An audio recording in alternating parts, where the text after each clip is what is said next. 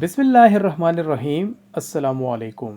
روزی میں خیر و برکت کے لیے سورہ طلاق کی مندرجہ ذیل آیات کی تلاوت روزانہ نماز فجر کے بعد کرنا چاہیے۔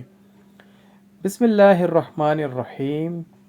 وَمَن يَتَّقِ اللَّهَ يَجْعَل لَّهُ مَخْرَجًا وَيَرْزُقْهُ مِنْ حَيْثُ لَا يَحْتَسِبُ وَمَن يَتَوَكَّلْ عَلَى اللَّهِ فَهُوَ حَسْبُهُ إِنَّ اللَّهَ بَالِغُ أَمْرِهِ قَدْ جَعَلَ اللَّهُ لِكُلِّ شَيْءٍ قَدْرًا۔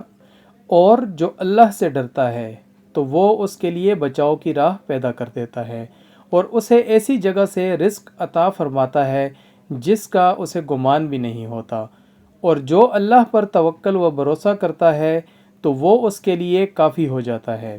بے شک اللہ اپنا کام پورا کرنے والا ہے۔ یقیناً اللہ نے ہر چیز کا ایک اندازہ مقرر کیا ہے۔ اللہ پاک ہمیں اس پر عمل کرنے کی توفیق عطا فرمائے اور اللہ پاک ہم سب کی روزی میں خیر و برکت عطا فرمائے۔ آمین۔ السلام علیکم ورحمۃ اللہ۔